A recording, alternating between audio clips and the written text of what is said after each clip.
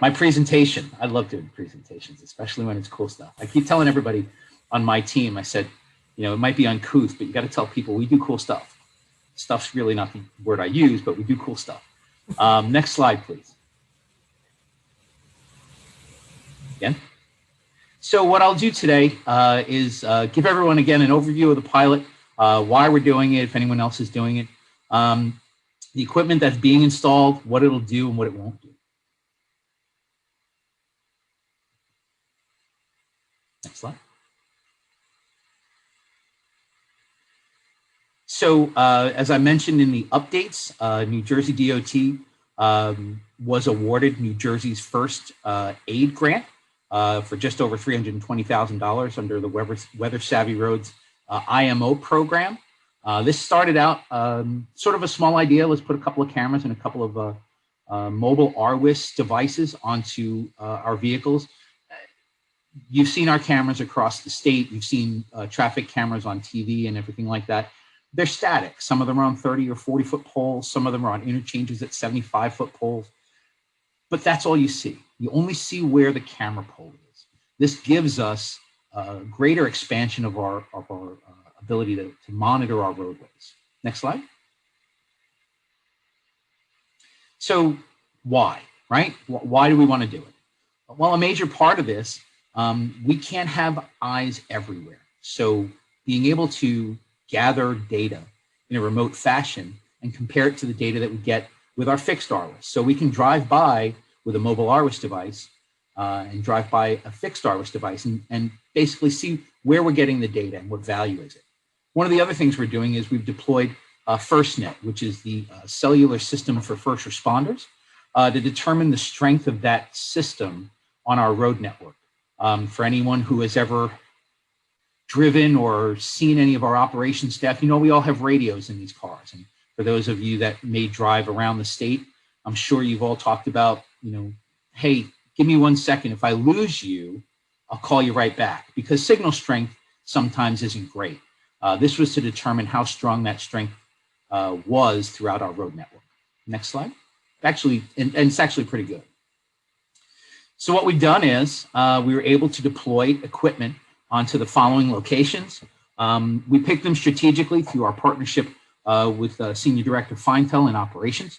Sussex County, Rockaway, these are the yards that we have up in Flemington, West Amwell, and then 2 down in Cherry Hill and another in South Region, Mays Landing. In my side of the shop, we put a couple on our SSP trucks in Harding and Cherry Hill, as well as our incident management response team trucks. One of the things we've been able to do is be a little fiscally responsible. That's a nice phrase, right?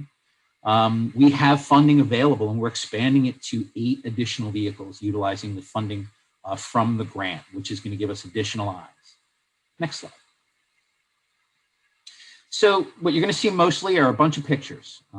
Instead of reading off the slide, I'll give you an idea of what it's like to be in the cab of these various trucks. You'll see on the upper left, that's one of the antenna for the program. You'll see sort of towards the middle, this is the cab setup for inside of one of our IMERT trucks. This is the camera. The camera is facing forward. The camera does not have any audio capability. The camera does not face the driver. And you'll see the laptop that's hardened. It's installed through a brace that's under the seat to be able to have a sturdy type of connection for our equipment. You've driven around the state. You've driven all over the country. Many people have driven everywhere. I'm sure you've seen things slide across your dashboard or shift in your seat and fall on the floor. We have to make sure our stuff didn't move when these trucks are taking these curves. So next slide, please. Again, this shows some of the additional information for the technology.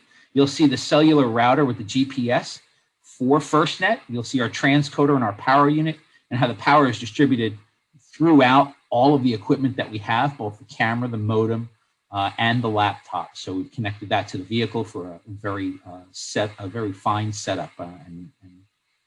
Next slide. Again, some of the work being done.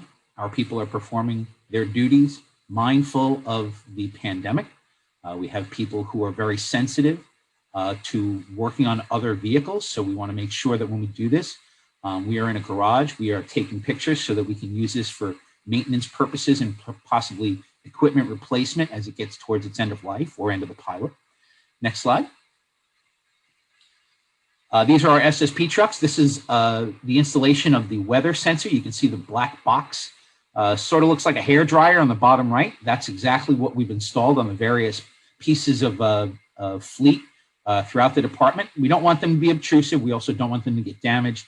So they're in an area where they'll be able to collect the most accurate data, and they won't be kind of sticking out.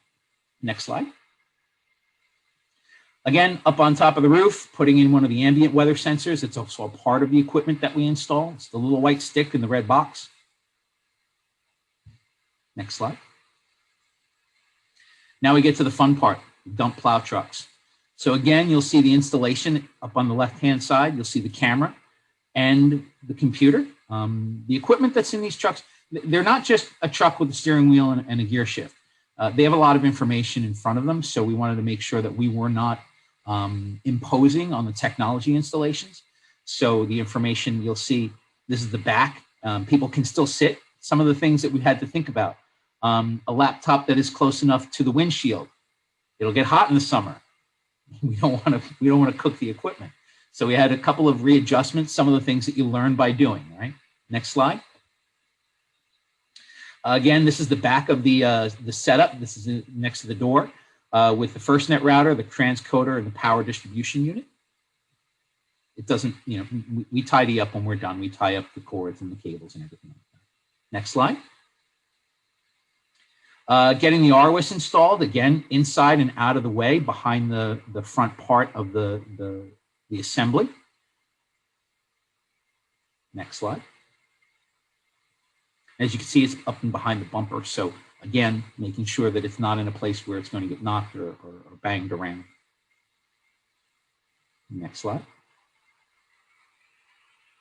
More installations. Again, the ambient weather sensor put in to the back and to the rear of the cab. Next slide. So this is the fun part, right? This is where we get to watch it. Through our partnership with NJIT in our ITS Resource Center, we have developed a web interface where we can monitor all of the devices. We plan this so that we're not integrating it with some of our existing TMC software systems. We didn't want to perhaps have any issues with or conflicts with software. So we developed a standalone website, username and password protected and fully secured, where we can get access to the location data as well as a dashboard that you see on the bottom. It's basically a map GUI along with the video that you'll see from the camera and the dials provided from the RWIS equipment. Next slide.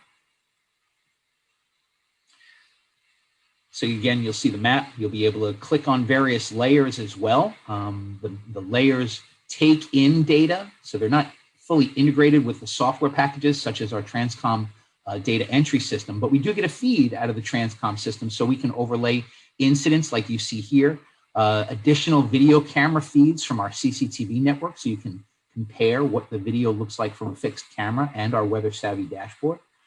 You also have the capability to launch a video wall, a virtual video wall, similar to the ones that you see in our TMCs and other TMCs or communication centers across the state and the country. Next slide, please.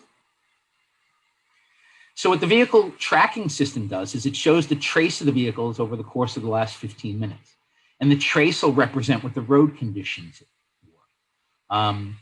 We took some liberties in renaming some of the information coming out of the MARWIS device, the mobile RWIS device, so that you basically have the ability to see what Vaisala is providing.